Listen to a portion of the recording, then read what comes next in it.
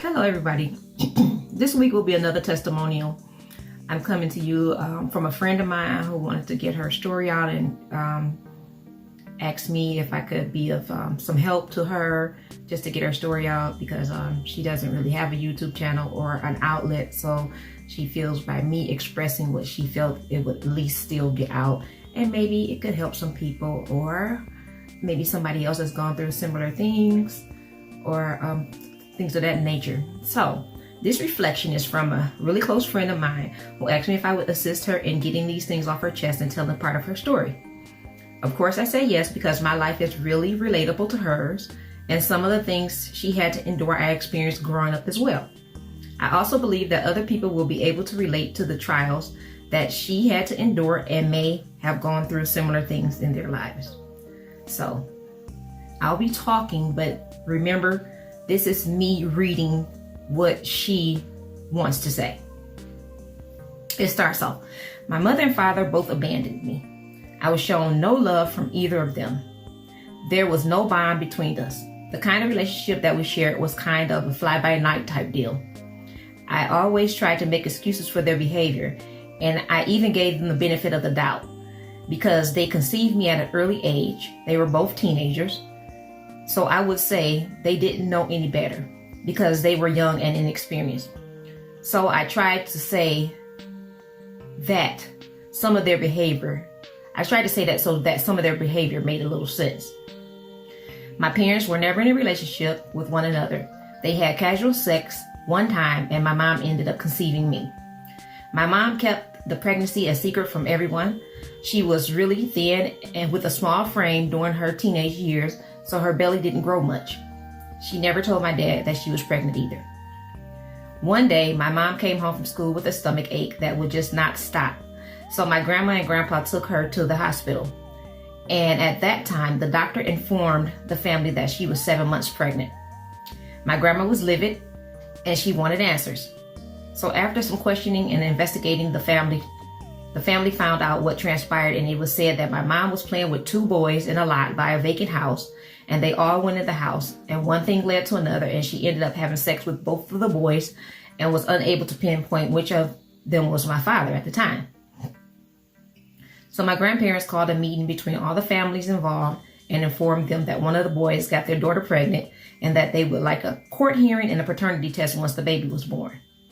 All the families agreed, but one of the young men's family was standoffish and saying he is not the father, and his mom was saying she was too young to be a grandma. So 2 months later, my mom gave birth to a pretty Asian-looking baby with blue eyes. The registrar came to talk with my mom, and she told them that she was unsure who was the father. So they gave the information so that she can contact the courts and have the paternity test done.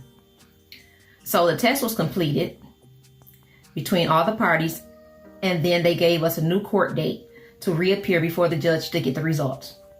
So we went back to court about a month later, and the lady who was too young to be a grandma was indeed a new grandma. And the other young man whose family really wanted it to be his child was devastated. So the other young man was named as the child's godfather. The judge asked the biological dad if this was his child, and he stated yes, and his mother slapped him in the mouth right in the courtroom.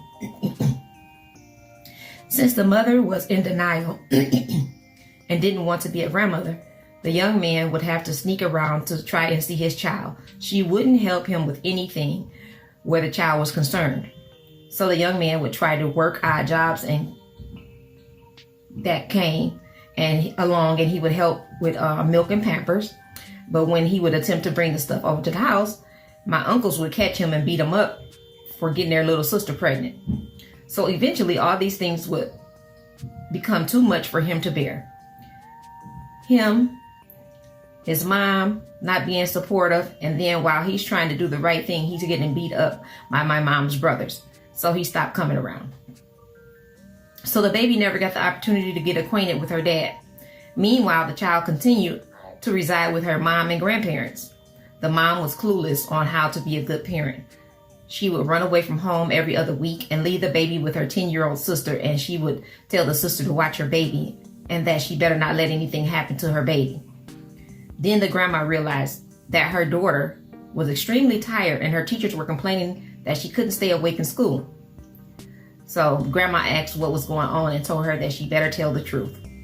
So she told her mom that her sister had ran away and left the baby with her to take care of.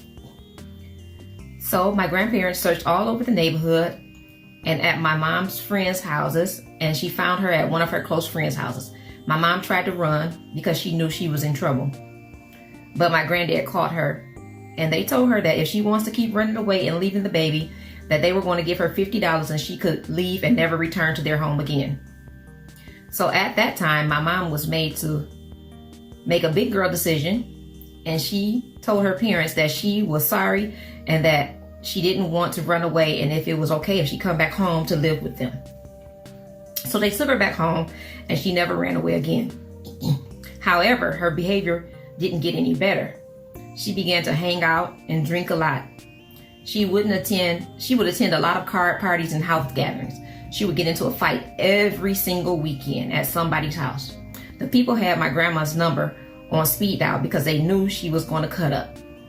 This behavior lasted for years and years until the people got tired of her mess and stopped her from attending the parties. She was never at home. She would stay gone for weeks at a time. She never completed any of her motherly duties for the child. She never dressed her. She never cooked for her or fed her. She never bathed her or read her a bedtime story. She never combed her hair. This went on from birth till about the age of 6. The grandparents and auntie did all the hands-on work with the child. They took her to school and picked her up. They met with all the teachers, medical and dental personnel. My grandparents took care of all financial responsibility with help from my mom's biological dad. He was very active in my life. So when I turned 6 years old and was about to enter the 1st grade, my mom began to come around a little more, and I had no clue as to who she was. I thought she was my sister or my cousin or something. So one day I was playing outside in the driveway and she comes up to me and says, "Do you know who I am?" And I said, "Yes, you're Nancy." And she says, "Yes, I'm Nancy, but I am also your mother, and you will call me Mom from this day forward." I remember just looking at her with a blank stare and saying under my breath, "Yeah, right, Nancy." So of course, this demand took some time to get used to. I hardly ever seen this lady before, and now she's demanding me to call her Mom. So that was short-lived because it was only a short time later that she fell back into her old habits again. She started hanging out with a whole new group of friends, and this time she would be gone for weeks to months at a time. So it was close to my 7th birthday, and my long-lost dad decides to pop back up. He wanted to meet me and introduce me to his new girlfriend, who was also about to have his baby, and she wanted to take family portraits. So I don't see this man for the first 7 years of my life. And then when you do decide to show up, it's because you want me to take pictures with you and your new family. I didn't know him, and I didn't want to be a part of his little project. Just wanted me around so the lady thinks that he has been some type of father to me, which wasn't so. So my sister was born, and I didn't know how to feel. All I do know is that she was getting all the attention from my dad that I longed for. Then 1 year later, here comes another baby, and this time it was a boy. His first son, his junior, and there I was being pushed to the back burner even more. I was shown no love, no affection, no warmth. It made me resent my brother and sister, but it really wasn't their fault. It was my dad's for never being there for me. He was never there for me financially, mentally, physically, or any other way for that matter. My dad was on drugs and drunk a lot from what I understand my whole life. He pretty much had reckless behavior. So I continued to visit his mom and grandma, but he was hardly ever around during the times that I visited. So as I began to grow and get older, I began to need more things to survive. I needed soap, deodorant, and soap powder and bleach to wash my clothes with. Now, mind you, my mom was receiving a welfare check for me that was supposed to be used to help take care of me, but she wouldn't buy me anything. All her money went to partying. So I started to work at the corner store. I would go there daily to stock the coolers and shelves, and I would make $3 to $5 a day. With that money, I would buy all my personals and other necessities. I still never seen my mom on a regular basis. We still didn't have a mother-daughter relationship or bond. When I was about 12, I began to act out a little. I started getting kicked out of school, getting into fights, and shoplifting. I assumed that I was getting on my mom's nerves because every time I was suspended from school or had to be picked up from the police station, my grandmother would make her enroll me back in school or pick me up from the police. I'm not sure how I was getting on her nerves when this was the first motherly thing she has ever done for me, because she was never around. One night, my mom, grandma, and I were sitting on the porch. They were fussing at me for keep getting in trouble in the school, and my mom was very upset and agitated. I stated that I would do better and that I haven't been in that much trouble. Dear, my mama's mother said, "Shut the fuck up with your smart ass mouth. That's why I hate you, and I wished I never had your ass." My grandma intervened and said, "Don't say that to her," but she didn't listen. I still carry hurt and resentment to this very day behind this statement. So not only did she not care for me physically, I felt like every fiber of her being hated me and didn't want me. The next year I was turning 13, and I overheard a conversation between my mom and my aunts. I heard my aunts tell my mom that if she ever tried to touch me inappropriately, that they would kill her. I remember her saying, "That's my daughter. Why would I try to touch her?" So at that moment, I found out that my mother was a lesbian. Then things got worse. She would take the whole welfare check and give it to her girlfriends. She would never buy me anything, no personals, no clothes, no shoes, no nothing. So I continued to fend for myself. I started a new job working downtown as a delivery and stock girl until I almost got abducted off of Woodward by some man. I always had to work to buy the necessities of life. I had no help from my mom, and my grandma was doing the best she could because she was on a fixed income, so she had no extra money to give me. I come from a family that will call the children all types of names. We were bitches, hoes, motherfuckers, dumbasses, and stupid idiots, which caused me to have very low self-esteem when I was younger. It made me feel as if I wasn't worth anything and that I meant nothing to nobody. I can honestly say now, looking back, that I definitely settled in a lot of situations because I didn't know my worth. My mom was really embarrassing. Once I found out that she was a lesbian, she had no boundaries. She would try to hit on my girlfriends and become real aggressive with them despite them telling her that they were not gay. She would become explicit and really graphic, explaining to them how she would make love to them. For a long time, I thought that you could be born gay if your parent was gay. Boy, that was one of my biggest fears. I did not want to be gay, and I refused to accept the fact that I could turn out gay. So as I became older and became sexually active, I was really promiscuous. As I began to date, my mother still didn't want me asking her for anything. Every time I would ask her for something or some money, she would say, "I don't see how you broke when you sitting on a gold mine." I was only a teenager. I never knew what that meant when I was a teenager. It went right over my head. So basically, she's saying that I should never be broke as long as I got a vagina between my legs. And she continues to say this to me to this very day. No respect, no boundaries. What type of mother influences their daughter to sell her body?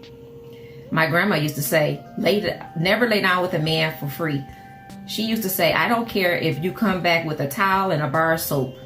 She would say, "If all you want is a wet ass, you can do that in the tub by yourself.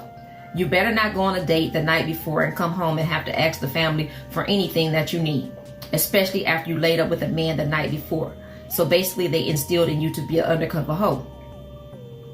So as I got older, I began to talk to guys that sold drugs and that could give me money all the time and buy me expensive gifts. Which brings me back to the fact that my dad was never around or in the picture to show me self-worth. I had no one to show me what to expect from a man or what type of respect to demand from a man. So No one showed me how a queen deserves to be treated. So when I turned 17, I found out that I was pregnant with my first son. And for the first time in my life, my dad and I were starting to build a relationship. We would talk on the phone every day, make plans for the baby. He was so excited and looking forward to becoming a grandpa.